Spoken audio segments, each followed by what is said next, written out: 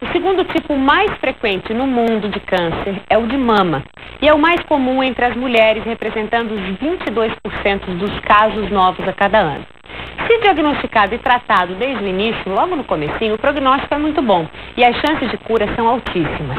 No Brasil, as taxas de mortalidade por câncer de mama ainda são muito altas, porque a doença ainda é diagnosticada em estágios mais avançados.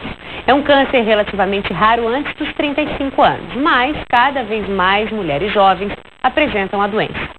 Acima dessa faixa etária, ou seja, dos 36 anos em diante, a incidência cresce rápido e progressivamente.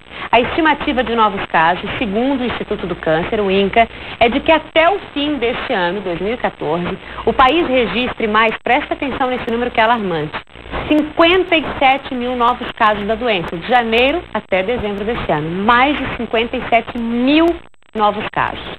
E esse é o tema do nosso quadro Saúde da Mulher de hoje.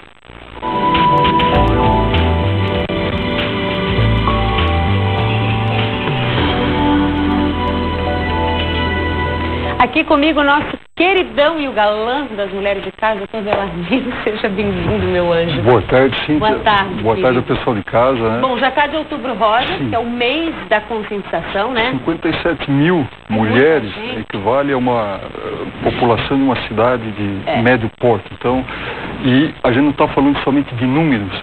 A doença, ela é voraz e o sofrimento da paciente e de todos da família que se envolve com isso. Então, acho muito bacana o Outubro Rosa, não iria passar batida aqui, sem dúvida, né, por nós. E, como você muito bem colocou, saber quais são os fatores de risco, o que faz esse número aumentar e o que nós podemos fazer para tentar segurar e oferecer mais qualidade para as mulheres, principalmente acima de 36 anos.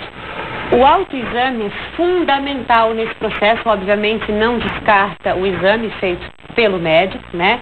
Mas é um primeiro momento do toque onde alguma coisa pode ser detectada, não é mesmo, doutora? A gente tem imagem até, já vou até explicar para quem está em casa, nós vamos mostrar um exame, um autoexame real de uma mama. Essa mama irá aparecer, se você se incomoda, então saia, mas nós vamos mostrar esse exame para, de fato, não com ilustração, com desenho, a gente explicar para quem está em casa, né, facilitar como e ter a noção. E fazer um adendo. Para a mulher que menstrua, o ideal é uma semana após a menstruação. Tá? Uma semana. Porque a mama fica desinchada. Uma semana após a menstruação. Após o término dela. Acabou quanto uma semana e faz o exame. No período pré-menstrual, tem muita retenção líquida, aí dificulta a visualização de algum nódulo. Tá. Isso pode ser feito em pé, deitada, no chuveiro? Olha, qual é o melhor lugar para fazer? Geralmente deitada, porque a mulher consegue contrapor o nódulo com a costela, quanto a caixa torácica. Consegue empurrar. Então, mas assim, tem que deixar bem claro, a mama é composta por centenas de glândulas. Umas maiores, outras menores. Porque sentir uma coisa aumentada não significa que é câncer, né, doutor? Principalmente mulheres que ainda têm vida fértil. O câncer, ele se caracteriza desde o início por um nódulo único, 99% dos casos assim. Digamos assim, a mulher já sente vários nódulos, provavelmente ela tem uma displasia mamária. A glândula dela toda está retendo líquido, que é dentro do processo fisiológico normal feminino. O nódulo, o primeiro momento que a mulher possa sentir, ela sente um nódulo único, endurecido, e é um nódulo que é indolor. Isso a gente sempre tem... Não dói. Se não dói, é mais tranquilo, não é nada sério. E geralmente ela passa a mão e aquele nódulo, nos demais nódulos, que são glândulas, ela consegue movimentação. Ali não. Ela tocando a pele se move, mas o nódulo, desde o começo, o que popularmente o pessoal fala é enraizado. Ele não muda a posição. Quando a glândula vai passar, é como se a gente tivesse a glândula você uma ínguazinha, ela anda, mas esse nódulo não. Esse nódulo, ele é durinho, ele tá parado, como se estivesse fincado ali. Como um corpo estranho. Difere dos demais. Você só vai sentir que é diferente. A mulher colocando, palpando ali, ela vai ver que aquilo ele é rígido, é duro e diferente dos demais, dos outros. Tá. Vamos mostrar primeiro, doutor Belarmino, como que é o exame no consultório que todas nós estamos acostumadas a fazer com os nossos médicos. E as adolescentes que vão começar já para ver que não tem... Depois a gente mostra como é que você faz em casa. Vamos inverter. Vamos mostrar primeiro como é que funciona esse exame no consultório. Pode rodar lá. Então, é um exame indolor, né? Aqui, no caso, no consultório, a mulher está deitada e, para facilitar essa palpação, ela não deve ser feita, até para quem estiver nos assistindo agora, parado. A palpação, ela deve percorrer, como está uma imagem mostrando, a mama não se fica comprimindo, ó, se faz um rastreamento, a gente chama. O nódulo mamário, quando se passa mesmo com a luva, a polpa digital em cima, ele arranha. É feito um pedregulho, dá um choquezinho, ele dá um choquezinho ali. Então, é por isso que se vê por etapas, né, essa palpação, e não é algo localizado. Às vezes a mulher chega e diz assim, ó, eu sinto dor aqui. Aí a gente vai focar naquele local e vai ver se é um nódulo móvel, se dói, a característica dele vai ajudar bastante. Tem que palpar a axila também, doutor Belarmino? Também tem que palpar a axila. Tem um monte de... Sim, popularmente conhecido como ínguas, né? E o câncer de mama, o primeiro local para onde vai ter metástase é a axila. Então, às vezes, a mulher pode ter um desconforto na própria axila e acaba vendo e como que fica diferente essa íngua das demais, se for por um tumor. Fica avermelhado, tanto a mama pode ter alguma vermelhidão, um pouco mais inchado, e a mulher de pé, que vai ser depois das próximas imagens, ela consegue ver uma assimetria, porque a mama são dois pêndulos. A mulher estando em casa, no consultório para nós, é melhor a mulher deitada por uma questão de método, né, de técnica. Mas em casa, o ideal é a mulher fazer de pé. Para ela, o que ela tem que verificar na hora do exame? Os mamilos, teoricamente, eles têm que estar mais ou menos na mesma linha, né? Não deve se manifestar na pele nada mais saliente. Ela deve ser homogênea, né? A cor. O mamilo, preferencialmente, ele deve ser para fora. Mamilo retrátil sempre deve ser pesquisado. Não é câncer, mas a mulher que tem é um tumor de mama muito frequente, viu? Sim, ele retrai o bico. Ele retrai. Ele começa bem nos ductos do mamilo, por onde a mãe amamenta, e começa a puxar a inervação. Então, uma mama, o mamilo, ele está para fora e outro para dentro. Eu já ouvi dizer que é normal o mamilo ficar para fora, arrepiar. Várias sensações, de excitação, de frio, enfim. Choque térmico e tal. Quando isso não acontece, é um sinal de alerta? Ou não? Ou isso é mito? Assim, se a mulher não mexeu na mama, não tem cirurgia, porque o normal é sim ter esse choque térmico. A não ser que, após uma cirurgia de prótese, que está cada vez mais frequente, algumas mulheres preservam a sensibilidade, mas a grande parte não. Porque é uma zona erógena. Então, o ideal é manter. Mas com prótese, muitas vezes se perde essa sensibilidade. Mas, por exemplo, se um bico do seio arrepiar e o outro não? Pode ser um indício, porque não tem, tem alguma coisa segurando aquele mamilo. Se antes os dois eram para fora e um está retraído, tem que ser averiguado. Vulgarmente, como falam os farol acesos, tem que acender. Tem que acender, exatamente. O farol tem que acender, senão não pode. No próximo bloco, tá rindo o que, Jair? É assim que fala, não é assim? Não é? Então. A gente para um pouquinho, doutor Belarmino. No próximo bloco, a gente vai mostrar o vídeo do autoexame. Pode ligar pra gente, 3381-3200. Eu sempre erro esse telefone, eu tenho um problema sério. 3381-3200. Liga pra cá e aí faça a sua pergunta também pro doutor Belarmino. Ok? A gente já volta.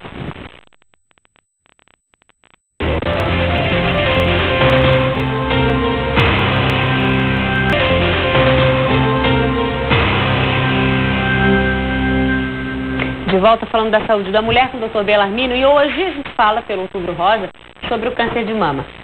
Vamos começar mostrando o autoexame em casa? Então, tem que levantar o bracinho mesmo, doutora? É melhor para suspender a mama. Vamos ver. Vamos lá, pode rodar aí, meu povo querido. Cadê? Então, assim, ó, a mulher em casa, de pé, ela vai tentar ver, aqui no caso, pode soltar a imagem lá, eu acho que é o Tiago que está...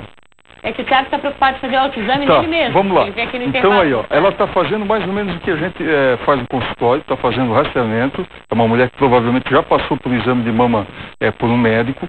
Ela não está parando em local nenhum. Ela começou pela periferia e está indo no sentido de caracol até o mamilo. Ela vai terminar na região ali. Faz caracol mesmo, faz um caracol. Fora pra dentro. Pega da base da mama, né? Aqui ela está fazendo o oposto, mas o ideal é fazer da base da mama e ir circundando, feito um caracol, até chegar ao mamilo. Nesse caso, já dá para ver que com o próprio toque dela, ela já está com os mamilos eretos. Esse direito aqui, ó, chocou. Antes dela começar, o esquerdo não estava protuberante. Ele estava... E a gente vê que são duas mamas de volumes iguais, não tem nenhuma anormalidade, digamos assim. Não pode ser secreção, doutor? Não pode ser secreção? Pode. Um dos sintomas que pode ocorrer, se apertar o mamilo e sair secreção, tanto pode ser uma displasia mamária, como pode ser um tumor. É um tumor relativamente frequente. Se a mulher coloca o sutiã e no final do dia vê que tem uma secreção, ela não... quando é estimulado, ok. Mas quando é espontâneo, vá ao seu ginecologista porque alguma coisa está acontecendo. Interessante é vocês vêm colocar também fatores de risco, né?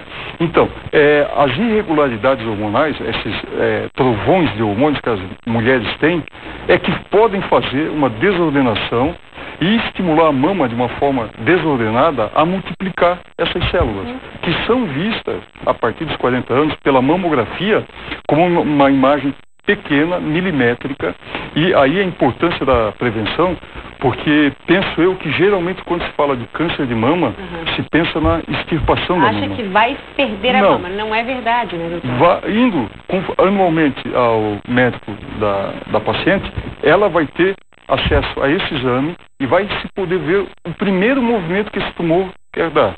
Aí é retirado, e se for retirado já com os bordos livres, não há necessidade de fazer uma retirada, termina ali a cirurgia.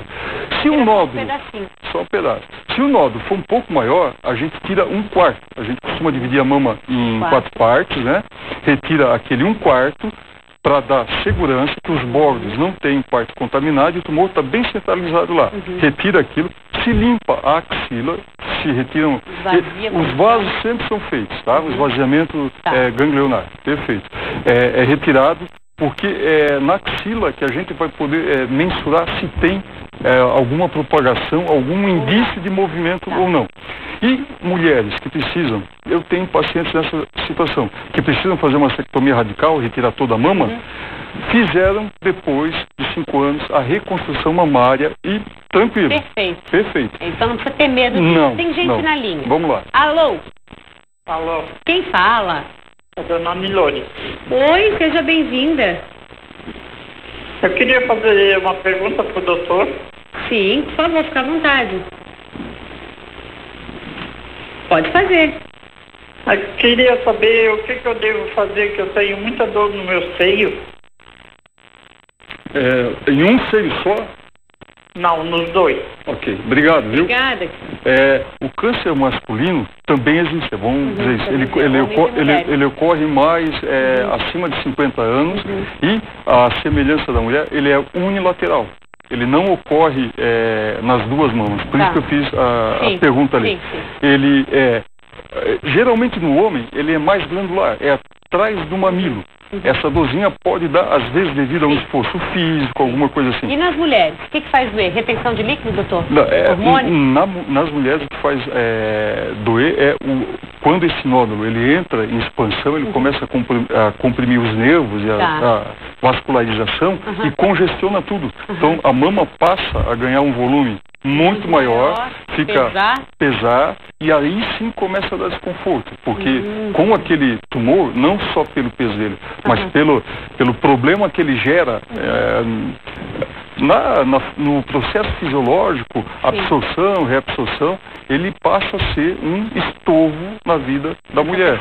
Rapidamente, doutor, porque o tempo voa, o papo é bom, o tempo voa, já viu que é assim? Bom, mas não vai passar em branco no futuro rosa. Não vai. Fatores de risco, por exemplo, hereditariedade, se a mãe ou a avó tiveram, isso é importante. Tem que começar mais cedo e eu vi. Irmã também. A partir de 35 anos, geralmente mamografia a partir de 40 anos, história familiar de câncer de mama. Familiar engloba quem? Vó, mãe e irmã? Primas de primeiro grau. As avós maternas e paternas, primas e irmãs. O exame tem que ser feito a partir de 35 anos. Outros fatores, mulheres que não geraram filhos, que não Ótimo, amamentaram. Minha irmã já teve, eu não amamentei, vai dando. Mas, olha só, Cíntia, eu estava falando da descarga hormonal, né? Mas a mulher que faz uso do anticoncepcional, ela não deixa essa oscilação. Mulheres que utilizam... então há uma harmonia. Geralmente, a gente vê a associação, tanto é que ocorre mais o tumor acima de 50 anos. Sim. Porque na vida fértil, tomando, está tudo estabilizado ali, né? Entendi. E outro fator que em casa deve estar se perguntando, fitoterapia em mulheres que tiveram câncer de mama, pode ser feito? Cada caso vai ter que ser analisado. Mas o convencional, 100% contraindicado. Alimentação, falta de exercício, bebida, cigarro, tudo isso. Hoje é gordura trans, é corante, é conservante, o fast food. A gente não sabe exatamente, o agrotóxico, né? A gente não sabe exatamente o que está ingerindo. E a médio e longo prazo, mas com certeza, não há dúvida que os hábitos alimentares práticos, nós vamos pagar um preço por isso no futuro próximo. Eles nos facilitam a vida, mas e tem dois genes que dá para ver em genética. Jolie, né? Exatamente. Mas é 1%. Então, assim, se a pessoa tem condições de fazer a sua consulta anual, mesmo que tivesse esse gene, a partir do momento que passar a comprometer, aí sim a mulher vai fazer. Mas fazer uma mastectomia, isso é uma visão pessoal e individual. Com profilática, acho contraindicado.